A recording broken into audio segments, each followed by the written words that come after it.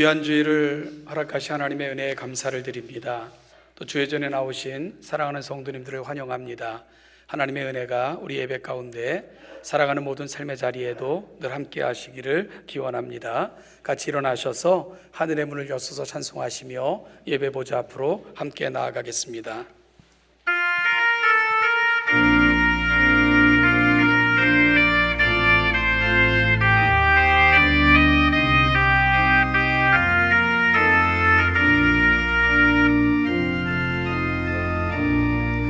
하늘의 문을 여소서, 이곳을 주목하소서. 주를 향한 노래가 꺼지지 않으니 하늘을 열고 보소서. 이곳에 임재하소서. 주님을 기다립니다. 기도의 양이라 하늘에 가르니 주여 임재하여 주소서. 이곳에 오셔서 이곳에 앉으소서. 이곳에서 드리는 예배를 받으소서. 주님의 이름만이 오직 주의 이름만 이곳에 있습니다. 이곳에 오셔서 이곳에 앉으소서. 이곳에서 드리는 예배를 받으소서. 주님의 이름만이 오직 주의 이름만 이곳에 있습니다. 그러나 여호와께서 기다리시나니 이는 너희에게 은혜를 베풀려 하시며 일어나시리니 이는 너희를 긍휼히 여기려 하심이라. 대저 여호와는 정의의 하나님이시라. 그를 기다리는 자마다 복이 있도다. 시온에 거주하며 예루살렘에 거주하는 백성아, 너는 다시 통곡하지 아니할 것이라. 그가 내 부르짖는 소리로 말미암아 내게 은혜를 베푸시되 그가 들으실 때에 내게 응답하시리로다. 아멘.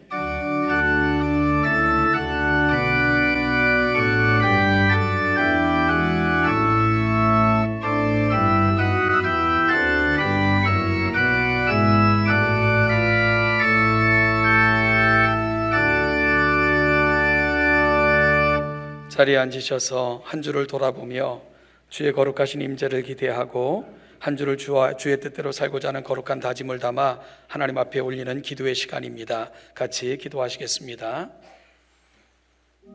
아버지, 하나님을 송축합니다. 자,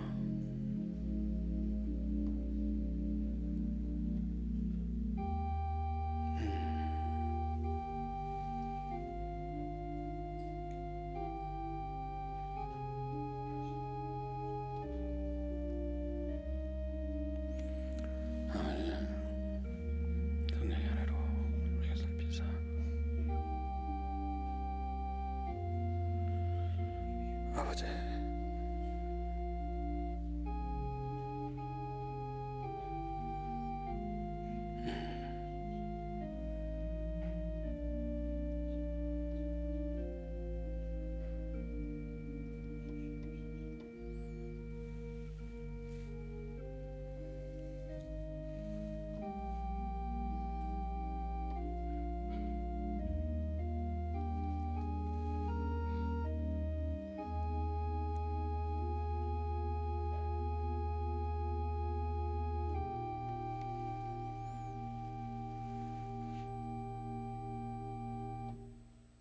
사도신경으로 우리의 신앙을 고백합니다.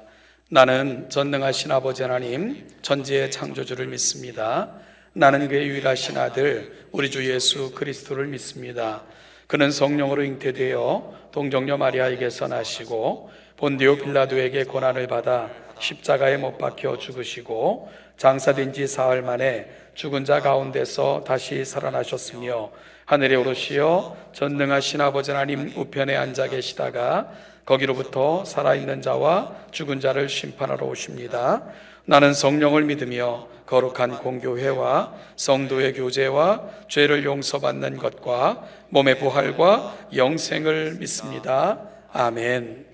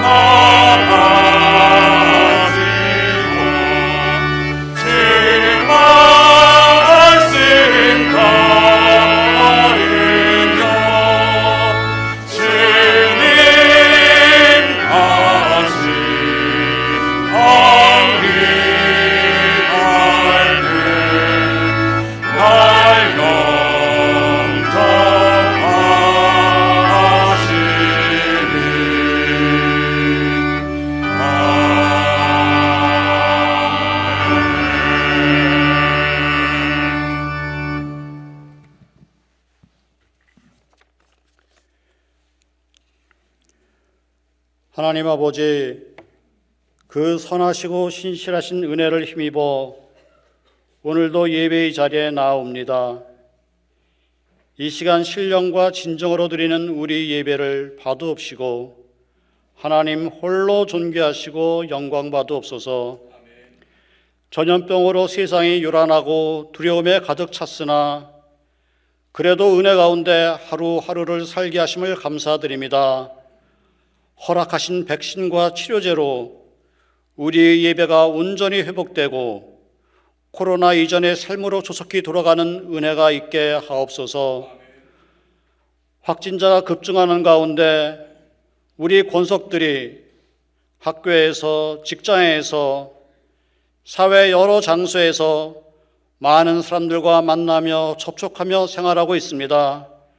하나님 아버지, 어린아이부터 어르신까지 모든 권속들이 일상에서 전염병에 감염되지 않도록 지켜주시고 보호하여 주옵소서. 코로나 사태 장기화로 힘든 상황에 처한 권속들도 있습니다. 자영업하는 성도들, 일용근로하는 성도들, 취업 준비 중인 성도들, 중소상공인들, 휴직 중이거나 퇴직한 성도들, 기타 여러 모양의 어려움에 처한 성도들을 살펴주시고 어려움이 해결되도록 하나님 은혜로 도우시고 함께하여 주옵소서. 지난 주간에 새로운 서울시장이 선출되었습니다. 하나님을 두려워하고 하나님이 기뻐하시는 일을 행하는 시장이 되게 하시고 하나님이 미워하시는 일은 조금도 행하지 않는 시장이 되게 하옵소서. 오늘 예배 후 안수 집사와 권사 선출을 위한 공동의회가 있습니다. 예배하신 일꾼들이 선출되어서 하나님의 나라가 더욱 확장되고 우리 교회가 더욱 아름답게 사용되게 하옵소서. 이제 말씀을 듣습니다. 성령 하나님 함께 하셔서 순전한 마음으로 말씀을 받게 하시고 말씀대로 행함으로 우리들이 복을 받고 우리 교회가 하나님께 칭찬받는 교회가 되게 하옵소서. 예수님의 이름으로 기도합나이다. 아멘.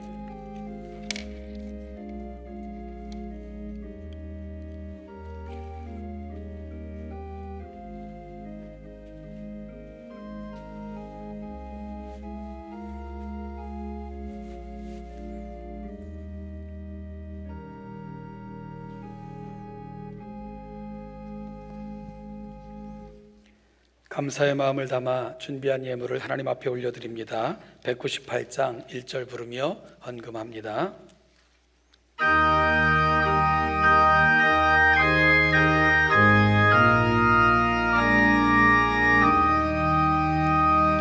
주 예수의 변소 떡을 떼사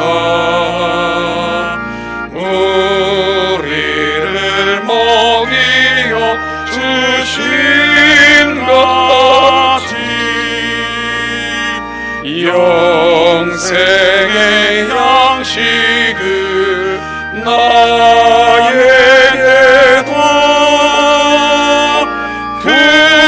풍족히 나눠주옵소서.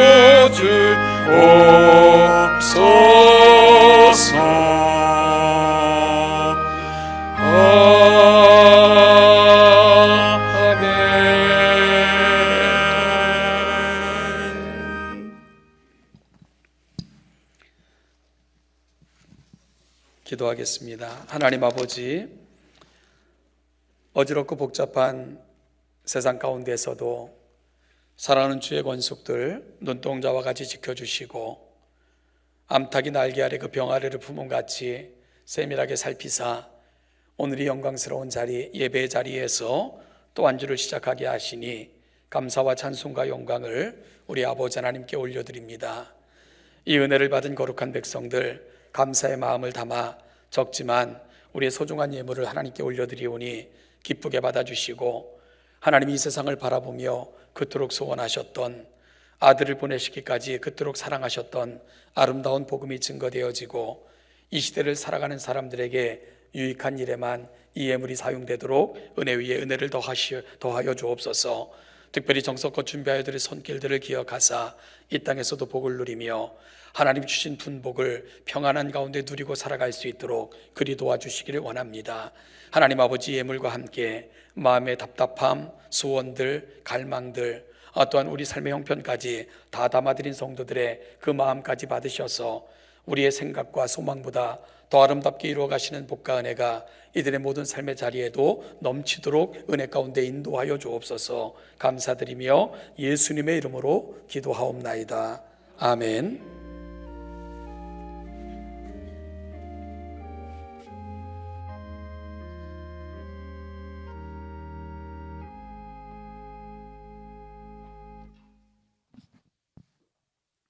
광고의 말씀을 드리겠습니다.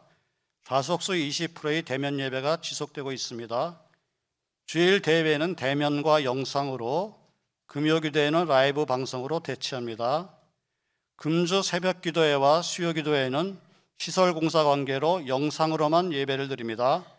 금주는 새벽기도회, 수요기도회 시간에 교회에 오시지 않으시길 바랍니다.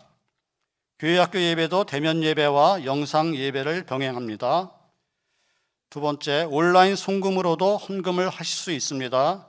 주부에 게재된 계좌번호를 참고하여 주시기 바랍니다. 지난주 부활절 헌금은 2,390여만 원이 헌금되었습니다. 귀한 헌신에 감사를 드립니다.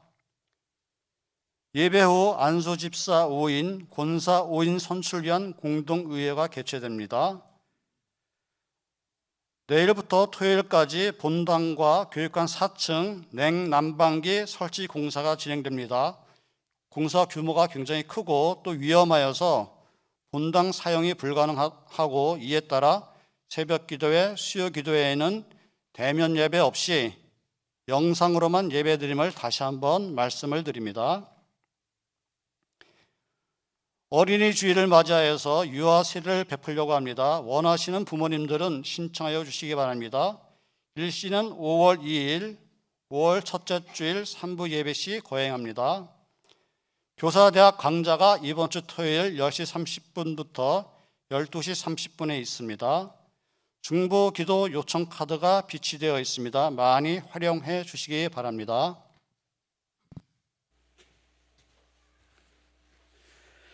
네, 광고하신 것처럼 여러분들께서 중보기도 요청 카드를 비치되어 있는 카드를 통해서 제출해 주시면, 저희 요즘 금요 라이브 방송이 진행되는데 매주 마지막 주는 전 교우가 성도들의 기도 제목을 가슴에 안고 기도하는 기도의 시간입니다. 그래서 우리가 함께 기도하게 될 것인데요, 여러분들의 기도 제목뿐만이 아니라 주변에 있는 분들의 기도 제목, 그리고 또한 구체적인 사연까지 같이 적어서, 물론 익명으로도 가능합니다. 또 이름을 불러가면서까지 기도를 요청하시는 분들은 요청해 주시면 전 교회가 여러분들을 위해서 기도하게 될 것입니다. 많은 참여 부탁드리고요. 요즘 일교차가 굉장히 심한데요, 또 코로나19는 여전히 또 기승을 부리고 있고요. 건강하시기를 축복하고요. 우리 여러분들이 옆 사람을 축복하는 것이 또 한 주를 살아가는 힘이 되지 않을까 생각됩니다. 마음을 담아 옆 사람에게 한 주도 평안하시고 건강하시기 바랍니다. 인사 나누겠습니다.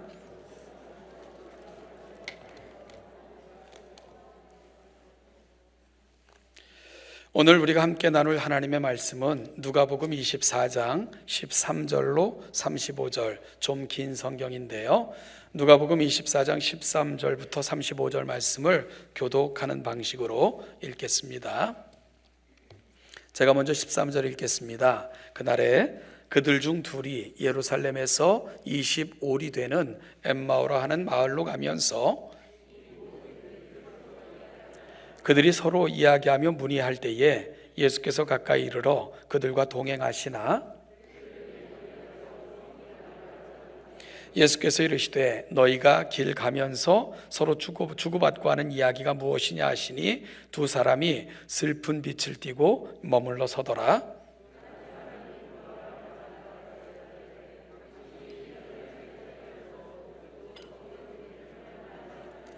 이르시되 무슨 일이냐? 이르되 나사렛 예수의 일이니 그는 하나님과 모든 백성 앞에서 말과 일에 능하신 선지자이거늘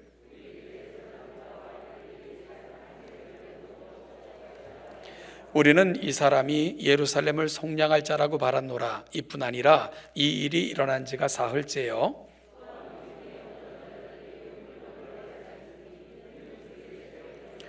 그의 시체는 보지 못하고 와서 그가 살아나셨다 하는 천사들의 나타남을 보았다 하니라.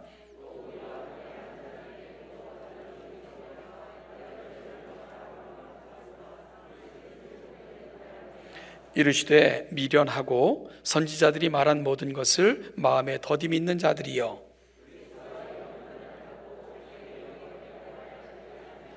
이에 모세와 모든 선지자의 글로 시작하여 모든 성경에 쓴 바 자기에 관한 것을 자세히 설명하시니라.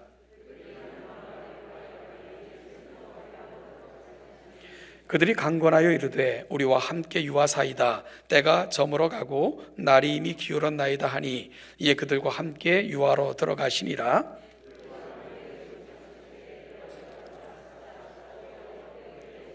그들의 눈이 밝아져 그인 줄 알아보더니 예수는 그들에게 보이지 아니하시는지라.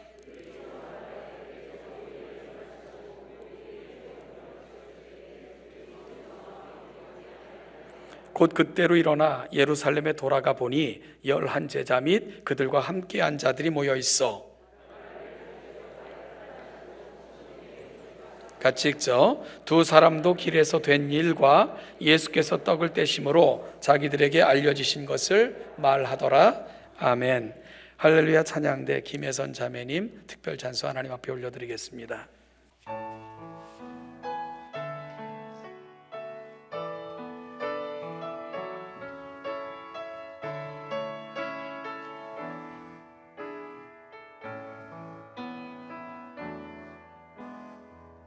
이곳에 생명샘 솟아나 눈물 골짝 지나갈 때에 너잖아 열매 맺히고 웃음소리 넘쳐나리라.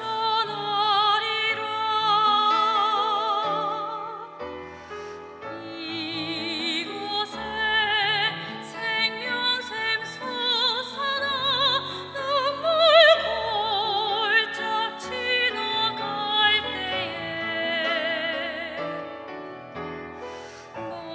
너잖아 열매 맺히고 웃음소리 넘쳐나리라. 꽃들도 구름도 바람도 넓은 바다도 찬양하라 찬양하라 예수를. 하늘을 울리며 노래해 나의 영혼아. 은혜의 주 은혜의 주 은혜의 주.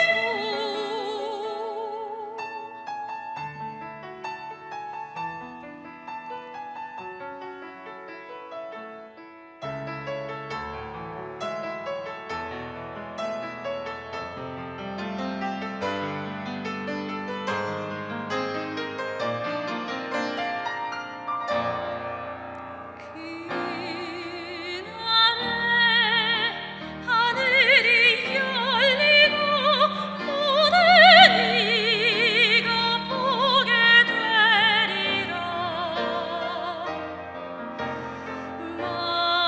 마침내 꽃들이 피고 영광의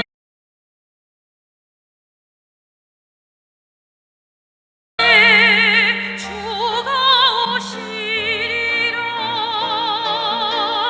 꽃들도 구름도 바람도 넓은 바다도 찬양하라 찬양하라 예수를. 하늘을 울리며 노래해 나의 영혼아. 은혜의 주 은혜의 주 은혜의 주. 꽃들도 구름도 바람도 넓은 바다도 찬양하라 찬양하라 예수를. 하늘을 울리며 노래해 나의 영혼아. 은혜의 주 은혜의 주 은혜의 주.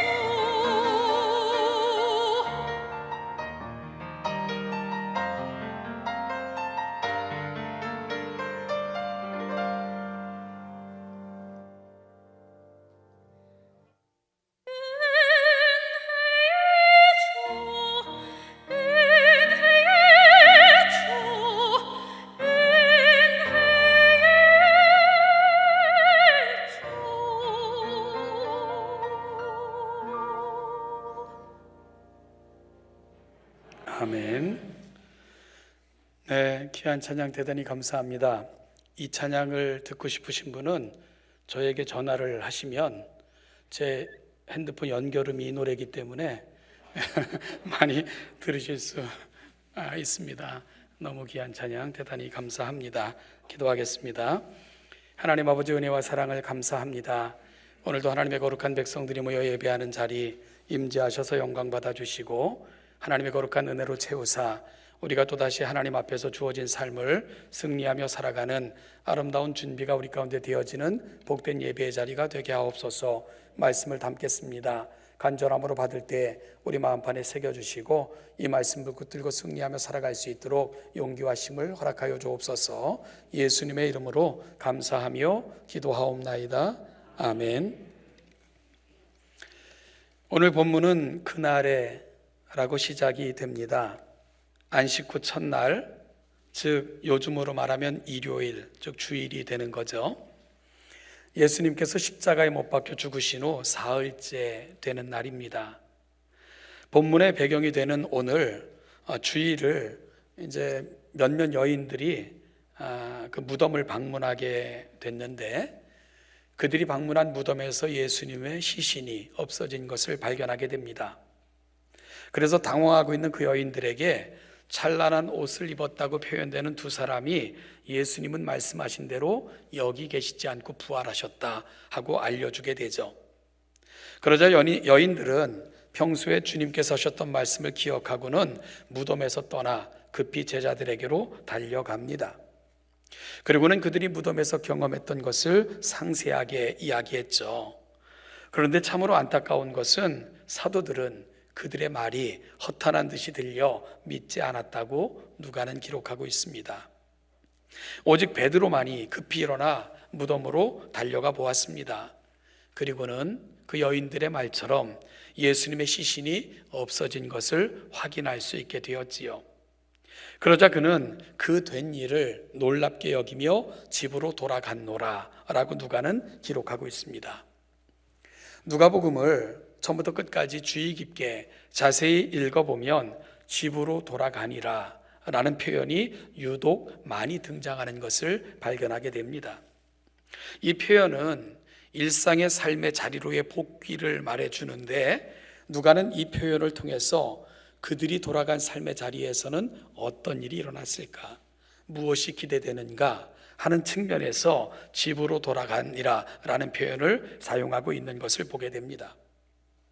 그리고 더 중요한 것은 그들이 집으로 돌아가기 전 그들에게는 무슨 일이 있었는가가 사실은 집으로 돌아가리라에 대한 배경적 설명으로 누가는 제시하는 것을 알게 됩니다.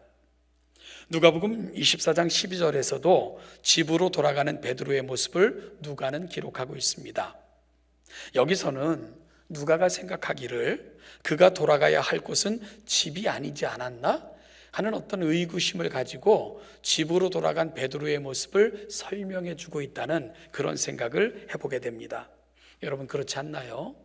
여인들의 말이 예수의 시신이 없어졌다, 그리고 누군가가 나타나서는 그가 살아나셨다라고 얘기하더라 하고 깜짝 놀라서 제자들에게 달려간 거잖아요. 그래서 베드로는 그 말을 듣고 무덤으로 달려가서 그 사실을 확인한 것 아닙니까? 그렇다면 다시 제자들에게로 돌아가서 바로 여인들이 말한 것처럼 예수의 시신이 없더라, 그분이 살아나셨느니라 라고 증거하는 증인의 삶을 살아야 되는 거, 이것이 마땅하지 않겠습니까? 그런데 누가는 베드로는 제자들에게로 돌아가지 않고 집으로 돌아갔노라 라고 표현하고 있다는 거죠. 무엇을 말해주나요? 믿지 못한 것입니다. 주님의 부활에 대해서 베드로는 전혀 확신할 수 없었던 것입니다. 그래서 그저 그 된 일을 놀랍게 여기며 당혹스러워하며 베드로는 집으로 돌아간 것이지요. 그러면 집으로 돌아간, 삶의 자리로 돌아간 베드로, 그 베드로를 통해 누가복음을 읽는 독자들은 그를 통해서 무언가 큰 역사가 일어났을 거야, 이런 걸 기대할 수 있나요? 아니요, 기대가 안 되는 것입니다. 어떤 기대도 되어지지 않는 거죠.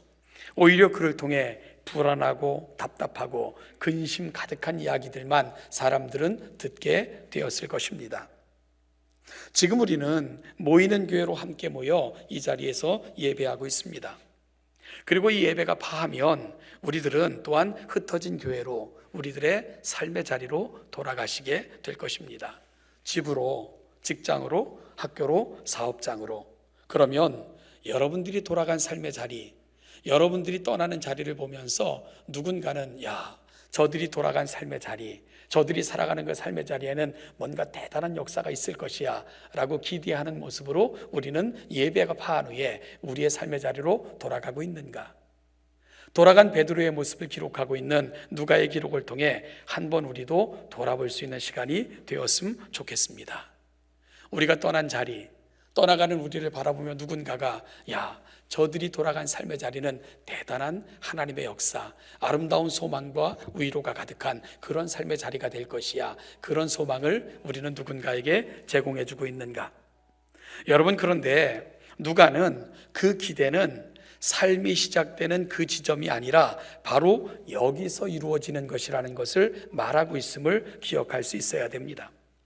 그래서 존 버가트라는 학자는 예배를 정의하기를 예배란 삶의 리허설이다 라고 예배를 정의했어요. 여러분 한번 따라해 보실래요? 예배란 삶의 리허설이다. 너무 멋지지 않나요? 리허설이라는 말이 어떤 말입니까? 뭔가를 실행하기 전에 미리 연습해 보는 거, 그리고 실행하는 삶의 자리에서는 리허설한 대로 그대로 하는 거 아니겠습니까?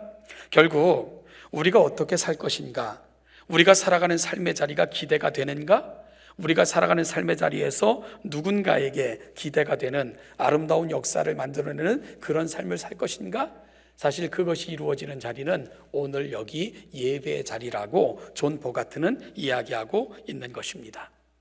여러분, 그러니 우리의 예배가 소홀해지면 되겠습니까? 아무런 의식과 마음의 각오와 은혜에 대한 갈망이 없이 무감각하게 앉아있다 돌아가는 예배의 자리, 그러면 우리의 삶의 자리에서도 아무런 변화가 나타나지 않는 것입니다. 성령의 임재하심과 예수 그리스도와의 깊은 교제, 그리고 하나님의 말씀으로 충만함, 그런 심령으로 예배의 자리를 떠나면 그들이 돌아간 삶의 자리는 예배에서 받은 감동, 은혜가 그대로 펼쳐지는 삶의 자리가 될 것을 존 버가트라는 학자는 예배의 중요성을 그렇게 설명하고 있는 것입니다. 사랑하는 여러분, 저는 우리 동천, 우리 모든 성도들의 이 예배의 자리가 아름다운 삶의 리허설이 되는 그런 복된 예배의 자리가 되기를 주님의 이름으로 축복합니다. 그러므로 하나님의 영으로, 은혜로, 말씀으로 충만하여 돌아간 여러분의 삶의 자리, 돌아가는 여러분들을 보면서 하나님의 큰 역사가 기대되어지는 그 은혜의 자리가 바로 오늘 예배의 자리가 될 수 있기를 간절히 소원합니다. 그러기 위해 오늘 함께 읽은 본문은 매우 중요한 역할을 저와 여러분들에게 합니다. 오늘 본문을 잠깐 요약하면, 오늘 본문은 바로 그 안식 후 첫날 예루살렘에서 엠마오로 향하던 두 제자에게 되어진 일을 기록하고 있습니다. 그 두 제자 중 한 제자의 이름은 글로바이고요, 다른 제자의 이름은 알려지지 않고 있죠. 여러분, 그 두 사람의 표정 매우 심각합니다. 그리고 그들이 나누는 이야기도 매우 심각한 이야기인 것을 짐작하게 됩니다. 그들은 그들 곁에 동행이 어느 순간부터 합류했음에도 불구하고 전혀 인지하지 못한 채 슬픈 기색을 띠고 더벅더벅 걸어가고 있었습니다. 한동안 말없이 그들과 동행하며 길을 걷던 그분은 바로 주님이셨습니다. 주님께서 그들에게 물어보셨습니다. 지금 그대들이 하고 있는 말이 무슨 말입니까? 그러자 이 질문을 받은 두 사람은 의아하다는 식으로 그 질문을 하는 사람을 쳐다봐요. 그리고는 당신도 보아하니 예루살렘에 거주하는 사람인 것 같은데 근자에 그곳에서 되어진 그 유명한 이야기를 모른단 말입니까? 하면서 의아해하며 반문해요. 그러자 예수님께서 무슨 얘기인데요? 라고 다시 재차 질문을 하십니다. 그러자 그들은 근자에 되어진 일들을 자세하게 설명해 줬습니다. 바로 나사렛 예수의 이야기였죠. 그들이 말합니다. 그는 말과 일에 능하신 선지자였는데 우리 대제사장들과 관리들이 그를 사형 판결에 넘겨주어 십자가에 못 박아 죽었습니다. 그 일이 일어난 지 벌써 3일이 지났다니까요. 그러면서 그들이 이야기하기를 우리는 그분이 우리를 성량해 줄 메시아로 생각을 했습니다. 로마의 압제로부터, 우리의 슬픔으로부터 해방시켜 줄 메시아인 줄 우리가 생각을 했는데 그분이 허망하게 죽었다라는 것을 이야기하고 있는 거죠. 그러면서 그들은 말을 계속해요. 그런데 이상한 것은 우리 중에 어떤 여인들이 무덤을 찾아갔는데 그 무덤에는 그분의 시신이 없었던 겁니다. 단지 이상한 사람들이 나타나서는 그가 여기 계시지 않고 살아나셨다 하는 이상한 말을 전해서 그 말이 사실인가 몇몇 제자들이 달려갔는데 그 여자들의 말처럼 예수님의 시체는 찾을 수가 없었습니다. 그런데 그 여자들의 말처럼 살아나셨다고 했는데 그 살아난 분조차 그 제자들은 찾을 수가 없었습니다. 무슨 말입니까? 그 여인들이 허망한 이야기를 한 겁니다 라는 뜻으로 이야기를 하고 있는 거예요. 여러분, 이 말을 듣고 있는 예수님의 마음이 얼마나 답답하셨겠어요. 그래서 그들의 대화 중에 끼어드십니다. 그리고 이렇게 말씀하셨습니다. 미련하고 선지자들의 말을 여러분들은 믿지 않는군요. 이미 성경에서 그리스도가 이런 고난을 받고 자기의 영광에 들어갈 것을 미리 말씀하셨는데 여러분들은 그 말씀을 믿지 않습니까? 라고 반문하셨습니다. 그러면서 예수님은 그들에게 모세와 및 모든 선지자들의 글, 이것은 구약 성경 전체를 대변해 주는 말입니다. 이 성경 전체에서 이미 메시아에 대해 예언된 모든 것을 자세히 풀어 설명해 주시기 시작하셨습니다. 그러는 사이 날은 이미 저물어 있었고요. 그들은 가고자 하는 마을에 도착하게 됩니다. 예수님은 더 이상 그들과 함께 하시려 하지 않았는데 그들이 강청함으로 그들과 한 곳에 머무시게 됩니다.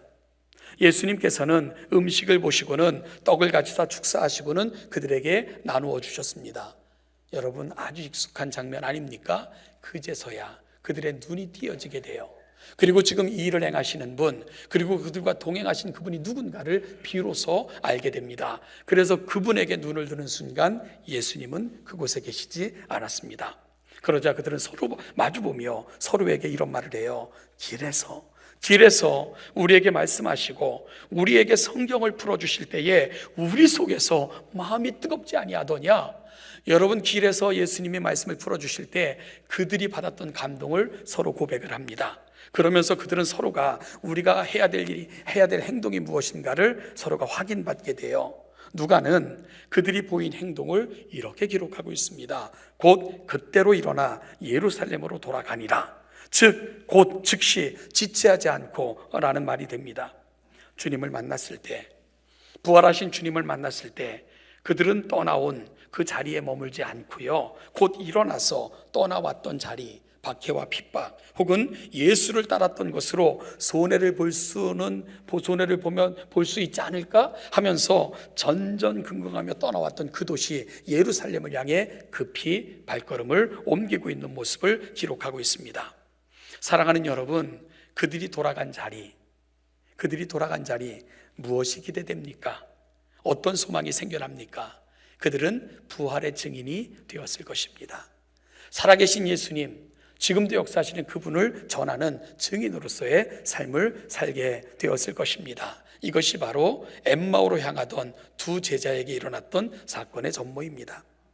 오늘 우리는 엠마오로 향하던 두 제자들의 이야기를 통해 두 가지를 질문하고 대답함으로 우리 신앙의 본질을 찾아가는 그런 작업을 함께 하고자 합니다. 첫째는요, 무엇이 교회의 기초이고 신앙의 기초인가 하는 것을 오늘 본문을 통해서 찾아볼까 합니다. 부활하신 주님은 엠마오로 향하던 두 제자들을 찾아오셨습니다. 그리고 그 두 제자에게 예수님이 하신 게 뭐죠?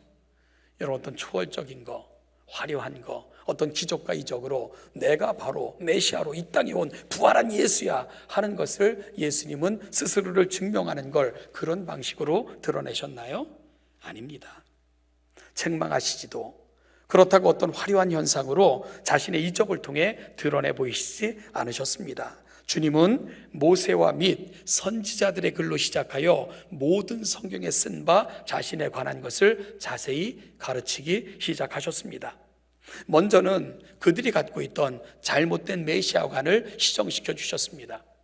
여러분, 두 사람의 말 속에서 그들이 가졌던, 그리고 유대인들이 가졌던 메시아관이 뭔가 하는 것을 우리는 엿볼 수 있게 됩니다. 그는 우리를 속량하여 줄 뿐, 우리를 해방시켜 줄 뿐으로 알았다. 여기서 우리는 유대인들을 말해요. 그러니까 오늘 엠마오로 향하여 가던 두 제자뿐만이 아니라 유대인들은 메시아는 자신들 안에 활동하는 자신들만의 메시아로 착각하고 있었음을 우리 그들의 이야기를 통해서 알게 되는 거죠. 하나님은 온 세상의 구원을 꿈꾸며 육신을 입고 이 땅에 오셨지만 여전히 유대인들은 그들만의 메시아이어야 한다고 생각하고 있었던 것입니다. 그것은 정치적이고 영광 가운데 그 민족을 구원할 메시아로 그들은 생각하고 있었던 것이지요. 이 잘못된 관념을 예수님은 고쳐주시기를 원하셨습니다. 또한 잘못된 신앙의 관념들을 하나하나 교정해 주셨습니다. 하나님의 말씀을 통해 하나하나 설명해 주시는 방식으로 예수님은 이 일을 그들에게 행하셨습니다. 여러분, 예수님께서 엠마오로 가는 제자들을 찾아가셨던 방식, 이것은 제자들에게도 중요하지만 현대 교회로 살아가는 저와 여러분들에게도 너무너무 중요합니다. 왜냐하면 예수님은 교회의 기초가 무엇이며 신앙의 기초가 무엇인가를 손수 보여주고 계시기 때문입니다. 그리고 장차 이 땅에 세워질 교회가 그 가치가 무엇으로부터 시작되어야 되는가를 제자들에게 예수님은 설명해 주고 계신 것이기 때문입니다. 그렇다면 신앙의 기초와 교회의 기초, 그것은 무엇이어야 될까요? 바로 하나님의 말씀이어야 된다는 것입니다. 하나님의 말씀만이 교회와 신앙의 기초임을 예수님은 분명하게 선포하고 계신 것입니다. 그래서 사도 바울은 신앙과 교회의 기초를 너희는 사도들과 선지자들의 터 위에 세우심을 입은 자라고 표현한 것도 바로 그와 같은 이야기입니다. 사도들과 선지자들은 신약과 구약에서 각각 하나님의 말씀을 대변하는 사람들입니다. 따라서 교회의 굳건한 터, 바로 신앙의 굳건한 터는 신구약 하나님의 말씀인 것을 분명하게 말씀하고 계신 것이지요. 여러분, 그리고 부활하신 주님께서 승천하시기까지 40일을 이 땅에 머무시면서 그분이 행하셨던 게 먼저 여기저기 다니시면서 화려함으로 아니면 기적으로 그리고 부활하신 몸으로 자신을 드러내시면서 이것이 바로 나다, 나는 메시아다 하는 것을 보여주셨나요? 그렇게 하지 않으셨어요. 제자들을 불러놓고는 다시 말씀을 가르치셨습니다. 하나님의 나라에 관한 것과 그리고 하나님의 행하실 일에 대해서 다시 설명하셨던 것, 바로 말씀을 가르치셨던 것, 그것이 40일을 이 땅에 머무셨던 우리 주님께서 하셨던 일입니다. 저는 신명기를 읽고 묵상할 때마다 굉장히 마음에 큰 감동을 받습니다. 물론 기록된 말씀도 너무너무 은혜롭지만 더 중요한 것은 그 신명기를 누가 기록한 건가 하는 것으로 접근하면 신명기는 훨씬 더 많은 감동을 저와 여러분들에게 제공해 줍니다. 신명기는 그 뜻 자체가 또다시 율법을 설명하다, 다시 설명된 율법이라는 뜻을 갖고 있습니다. 누구를 통해 율법이 재설명되고 있는 겁니까? 모세입니다. 그리고 신명기는 모세의 죽음을 담고 있을 정도로 그 모세의 마지막 장면을 보여주는 그런 책이기도 합니다.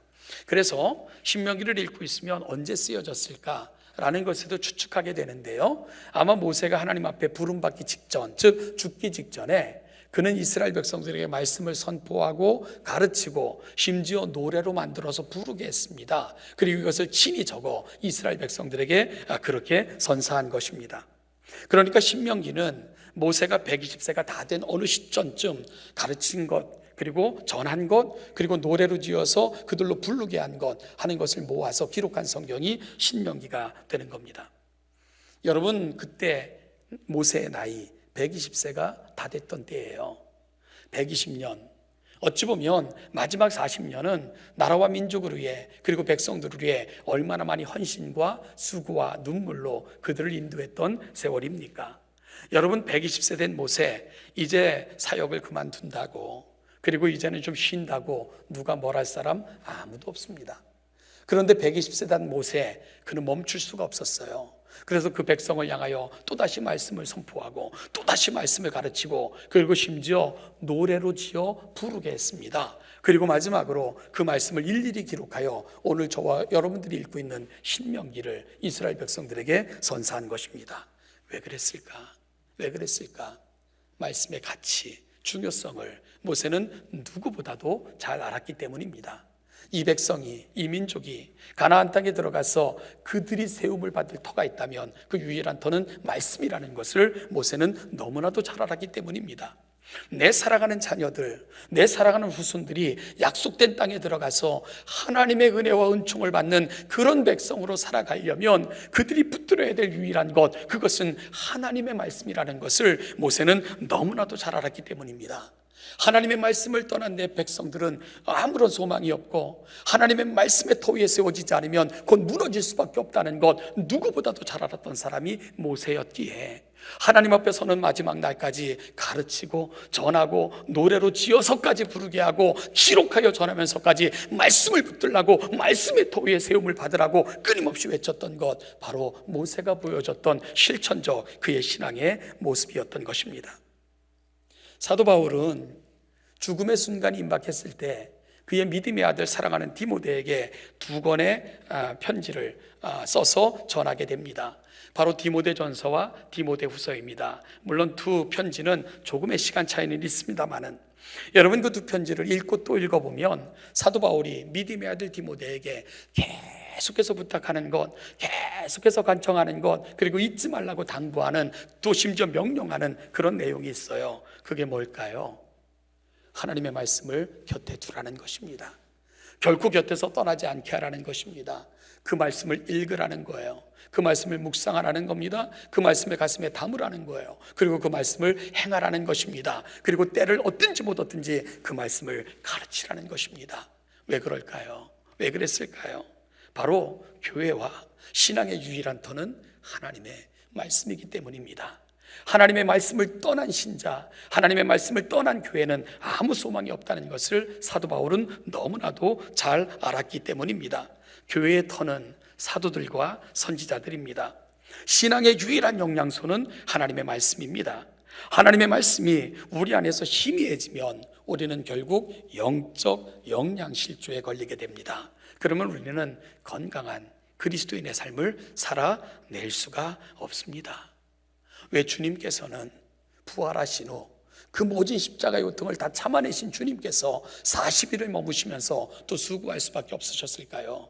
말씀을 가르치셔야 됐기에, 말씀을 바르게 이해시켜야 됐기에 예수님은 승천하기 전까지 그 수고를 또다시 감당하실 수밖에 없었던 것입니다. 사랑하는 동천교회 성도 여러분, 오늘 우리의 신앙은, 우리 사랑하는 교회는 어느 터 위에 세워져 가고 있습니까? 우리 동천교회가, 우리 사랑하는 성도들의 신앙이 말씀의 터 위에, 굳건한 말씀의 반석 위에 아름답게 세워져 가기를 주님의 이름으로 축복합니다. 둘째로요, 오늘 본문의 말씀을 통해 확인할 것 또 한 가지가 있습니다. 그것은 다시 존 버가티의 예배의 정의를 다시 한번 가슴에 담는 시간을 가져야 됩니다. 여러분, 존 버가트가 예배에 대해서 어떻게 정의했다고요? 예배란 삶의 리허설이다. 참 멋진 말입니다. 여러분, 지금까지 길에서부터 쭉 동행하셨던 예수님이 갑자기 떠나셨을 때 그 두 제자가 기억했던 게 뭐죠? 바로 길에서 들려주셨던 하나님의, 예수님의 말씀이셨습니다. 그때의 기억을 이야기하면서 그들이 이런 고백을 해요. 우리에게 말씀하시고 우리에게 성경을 풀어주실 때에 우리 속에서 마음이 뜨겁지 아니하더냐? 그러더니 그 자리를 박차고 일어나 떠났던 자리 예루살렘으로 그들은 돌아가게 된 것입니다. 결국 그들의 삶의 거대한 시작은 예수님의 말씀, 그들의 가슴을 뜨겁게 적셨던 그 순간이 그들의 삶의 동기가 되었고 살아가는 삶의 내용이 되었던 것입니다. 저는 사실 이 엠마오로 가는 길, 그 길은 예배의 자리와 너무나도 흡사하다는 이런 생각을 해봤습니다. 여러분, 예배의 핵심과 본질이 뭘까요? 하나님의 임재하심과 그 말씀을 통해 나를 돌아봄과 그 말씀을 담음과 결단, 이것이 예배에 있어서 아주 중요한 요소들이거든요. 그런 면에서 엠마오로 가는 길은 예수님의 임재가 있고요, 그분이 들려주시는 말씀이 있고, 그 말씀을 가슴에 담았던 제자들이 있고, 그 말씀을 붙들고 삶의 자리로 돌아가는 그들의 결단이 있었던 곳, 바로 엠마오로 가던 자리였습니다. 그러니 우리 예배와 얼마나 유사합니까? 그러니 우리도 엠마오의 그 놀라운 감동을 경험할 수 있는 거예요. 어디에서요? 예배의 자리에서 말입니다. 따라서 여러분, 예배에 참석하신 분들은 하나님의 임재를 강력하게 소망해야 되고, 들려주시는 말씀, 그 말씀을 통해 나를 돌아봄과 그 말씀을 가슴에 담는 강렬한 열망으로 하나님 앞에 서야 됩니다. 그리고 그 말씀을 통해 나의 삶의 자리가 그 말씀이 시작되는 자리가 되게 해달라고 강력하게 요청하며 기도하며 여러분의 삶으로 돌아가시는 것입니다. 그럴 때 오늘 예배는 여러분 삶의 리허설이 되는 거예요. 오늘 만난 하나님, 오늘 가슴에 간직한 말들, 그리고 붙들고 살아가야 할 그것들이 예배의 자리에서의 감동과 여러분의 삶이 일치하게 되는 것입니다. 그래서 예배란 삶의 리허설이 되는 거죠. 워렌 위어스비라는 아주 책을 많이 쓴 그 목사님이 계신데요. 이 목사님이 쓴 책 중에 참된 예배를 회복하라 라는 책이 있습니다. 이 책에서 그분은 예배를 이렇게 정의합니다. 예배란 신자가 자신의 모든 것, 지성, 감정, 의지, 몸을 다해 살아서 말씀하시는 하나님께 반응하는 것이다. 예배를 그렇게 정의를 했어요. 예배는 단순히 몸만 와서 앉아있는 게 아니고요, 지성, 정말 내 생각 속에서 하나님을 생각하고, 감정, 그분을 내 마음속에 충만히 담고, 의지, 들려주시는 말씀 속에 나를 살필 뿐만 아니라 이 말씀을 붙들고 살겠다고는 거룩한 다짐, 이것이 함께 올려지는 시간, 이것이 바로 예배의 본질이다, 이렇게 설명을 하는 거예요. 그러면서 결국 하나님을 예배함으로써 나타나는 결과는 삶의 변화이다. 그러니까 워렌 위어스비 목사님도 예배와 삶은 같이 가는 거다 하는 공식을 저와 여러분들에게 제공해 주고 있는 거죠. 예배를 영어로 worship이라고 얘기를 합니다. worship와 ship이라는 단어가 합성된 거예요. 가장 가치 있는 것에 대한 인정, 최상의 가치를 돌리는 것, 이것이 worship이라는 예배가 갖고 있는 의미입니다. 최고의 가치가 하나님이심을 인정하고 그분께 전심으로 예배하고 그분의 거룩한 말씀을 담은 성도들이 살아가는 삶의 자리에서 그 하나님의 영광을 드러내는 것, 바로 이것이 worship, 하나님께 예배한 자들이 간직하고 떠나는, 그리고 경험함으로 세상에 드러내는 가치다. 그것이 바로 예배라는 말 속에 담겨져 있다는 겁니다. 따라서 여러분, 우리가 왜 이 자리에 앉아 계십니까? 이 마르바 던이라는 사람이 쓴 책 중에 아주 예쁜 책이 하나 있는데, 고귀한 시간 낭비라는 책이 있어요. 그 원제를 보니까 Royal Waste of Time이라고 되어 있는데, waste, 낭비, 허비 이런 뜻이잖아요. 그러니까 waste of time, 시간의 낭비. 그런데 이 시간을 낭비하는 것 중에서도 Royal Waste가 있다는 거예요. 고결한 낭비, 아주 고귀한 시간 낭비, 그런 게 있다는 거예요. 그게 뭐냐? 마르바 던은 예배가 그렇다 라고 정의하고 있습니다. 그러면서 예배한다는 것, 세상 사람들의 눈으로 보기엔 아무 의미가 없는 거예요. 세상 사람들이 보기에 예배한다고 해서 우리의 가치가 그들에게 높아지는 것도 아닙니다.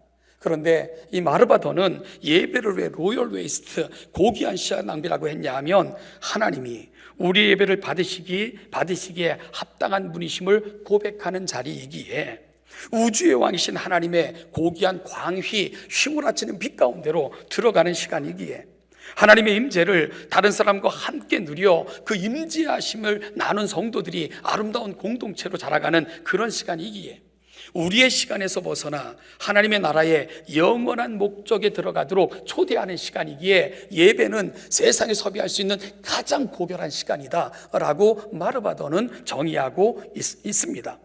사랑하는 여러분, 결국 우리가 예배의 자리에 와 있다는 것은 하나님을 나의 가장 소중한 가치라고 인정하셔서 이 자리에 앉아 계신 것입니다. 그 하나님의 임재를 여러분들은 기대하며 내 최상의 가치가 하나님이시기에 그분이 무슨 말씀을 들려주시는가를 온 마음과 정성을 다해 그 말씀 앞에 서시는 거예요. 그리고 이것은 우리가 허비하면 안 될 귀중한 가치이기에 가슴에 담으려고 노력하는 것이고, 그리고 이 말씀을 붙들고 삶을 살려고 다짐하며 결단하는 시간, 그것이 바로 예배가 갖고 있는 아주 중요한 의미임을 많은 사람들은 저와 여러분들에게 이야기해 주고 있는 거죠. 이렇게 예배한 사람들, 최고의 가치가 하나님이십니다. 그래서 하나님, 그 가치를 내 가슴에 담습니다. 말씀하십시오. 내가 듣겠습니다. 그리고 그 말씀을 잊지 않고 최상의 가치인 그분의 뜻대로 살겠습니다. 다짐하는 시간이 예배라면 우리의 삶이 달라지지 않겠어요? 하나님의 영광을 위해, 그분이 소원하시는 그 소원을 좇아 하나님의 거룩한 뜻을 드러내기 위해 우리의 삶을 살아내는 그런 삶을 살지 않겠습니까? 그래서 예배는 삶의 리허설이 되는 것입니다. 사랑하는 동천교회 성도 여러분, 엠마오로 가는 두 제자, 그들의 자리까지 찾아오신 예수님, 그분은 두 가지를 알려주십니다. 우리의 신앙과 교회가 어느 터 위에 세워져야 되는가? 말씀의 터 위라는 것을 말씀하고 계십니다. 그리고 또한 우리의 삶의 자리가 기대되고 같이 있어지려면 어디서부터 그 시작점이, 그 출발점이 진행돼야 되는가? 예배의 자리다. 하나님을 만난 그 순간이 너희들의 삶의 모양과 너희들의 삶에서 보여줄 가치와 아름다움을 결정짓는 시간이 될 거야 라고 말씀하시며 그 제자들을 찾아가신 것입니다.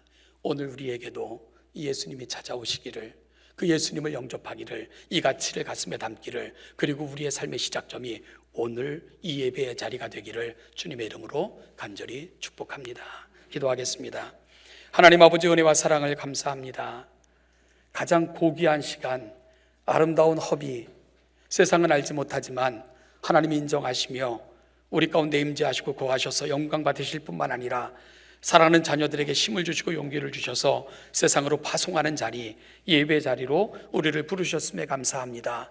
이 은혜를 받았으니 우리가 살아가는 모든 삶의 자리가 영화로우신 하나님, 아름다운 가치를 보여주신 그 가치를 마음껏 보여주며 기대되어지는 삶을 살아내는 우리 동천의 모든 성도들이 되게 하여 주시옵소서. 감사드리며 예수님의 이름으로 기도하옵나이다.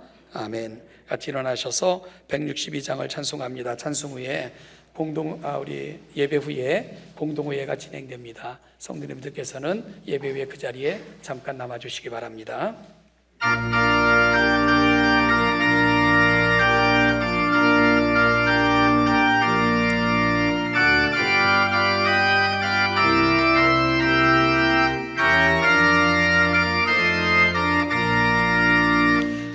부활하신 구세주 나 항상 섬기네. 온 세상 조롱해도 주 정령 사셨네. 그 은혜로운 손길 부드러운 선 주 예수 나와 함께 늘 계시네. 예수 늘 살아계셔서 주 동행하여 주시며 늘 말씀하시네. 예수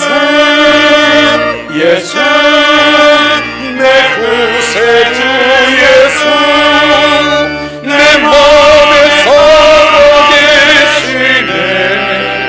늘 살아계시네. 온 세상 살펴보니 주 사랑 알겠네. 내 마음이 아플 때도 주 사랑 알겠네. 이 세상 풍파이길 힘주시는 주님 주 다시 영광 중에 곧 오시리. 예수 늘 살아계셔서 주 동행하여 주시며 늘 말씀하시네. 예수 내 구세주 예수 내 마음에 살아계시네. 늘 살아계시네. 주 믿는 성도들아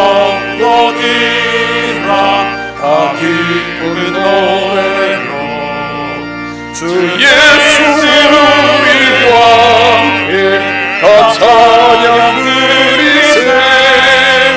이 세상 소망이요 참 친구 되시니 주 예수 영원토록 찬양하네. 예수 늘 살아계셔서 주 동행하여 주시며 늘 말씀하시네. 예수 예수 내 구세주 예수 내 마음을 살아계시네 늘 살아계시네